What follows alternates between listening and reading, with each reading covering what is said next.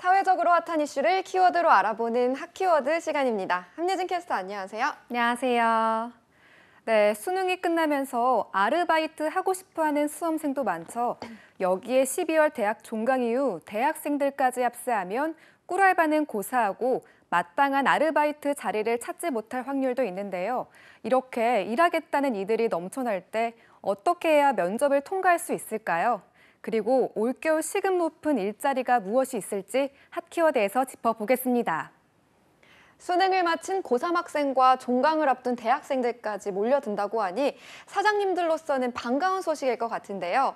거리두기 해제 이후 인력난을 호소해 왔었잖아요. 네, 맞습니다. 현장에서도 한숨 돌리게 됐는데요. 한 업체의 조사를 보면 수험생들이 가장 하고 싶어하는 건 아르바이트가 단연 1위였습니다.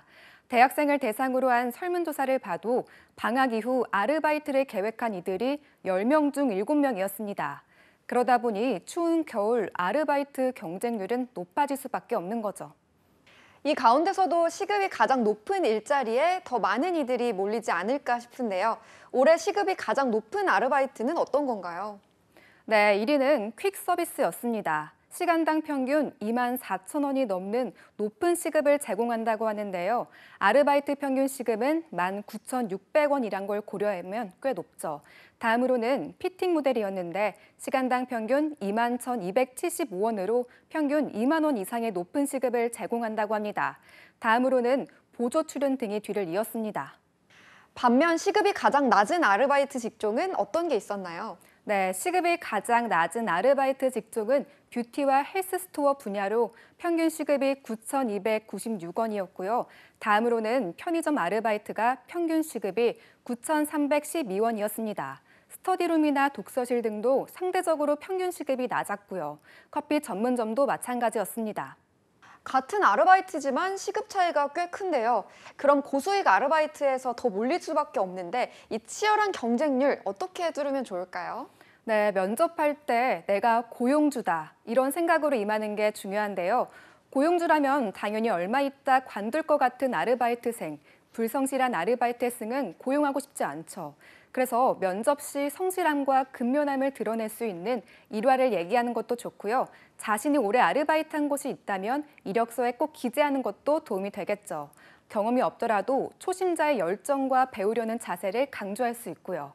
요령 피우지 않고 하나라도 배우기 위해 노력하겠다는 마음가짐이 중요하니까요.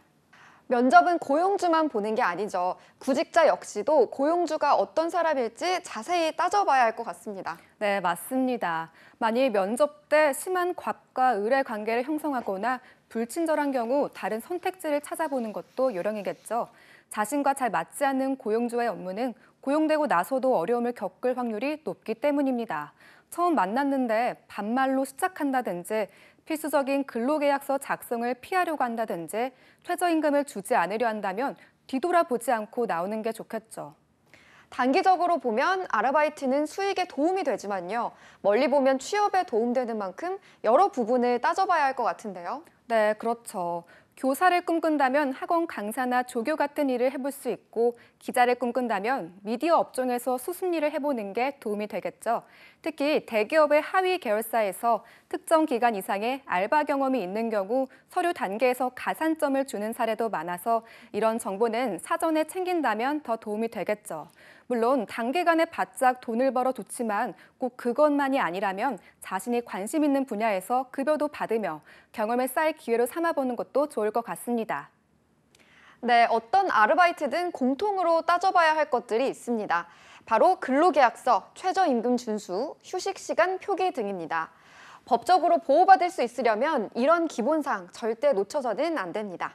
지금까지 핫키워드 함예진 캐스터였습니다. 고맙습니다.